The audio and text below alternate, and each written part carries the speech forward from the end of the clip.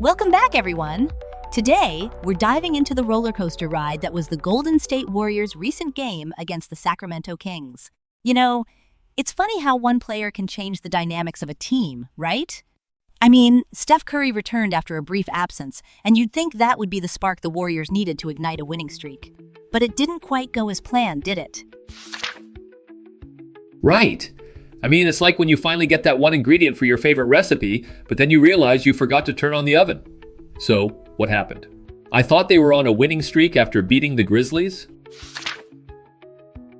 Exactly. They had just secured a win against the Memphis Grizzlies, which was their first winning streak since November.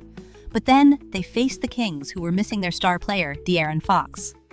It was a golden opportunity for the Warriors to capitalize and really build some momentum.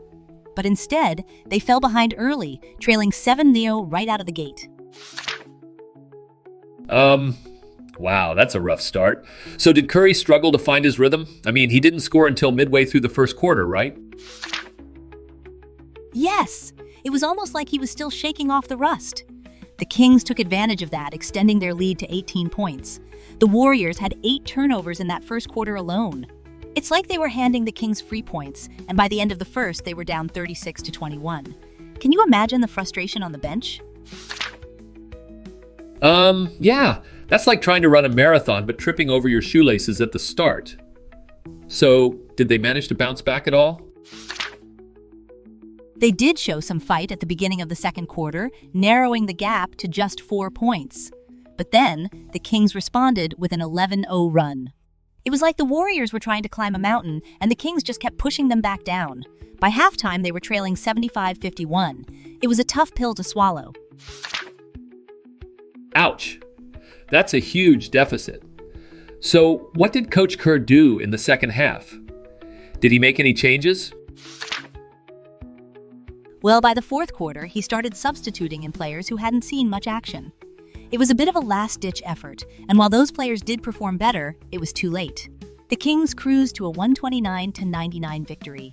It's like trying to fix a flat tire after you've already driven a mile on it, you know? Haha, that's a great analogy. So, how did Curry end up performing despite the loss? Curry led the Warriors with 26 points and 7 rebounds, which is impressive, but he also committed 4 turnovers. Andrew Wiggins added 18 points, and Moses Moody contributed 13. But those 22 turnovers overall? They were killer! The Kings scored 34 points off those mistakes. It's like giving your opponent a free pass to the end zone every time you fumble the ball. Wow, that's brutal. So what's next for the Warriors? They need to turn this around, right? Absolutely!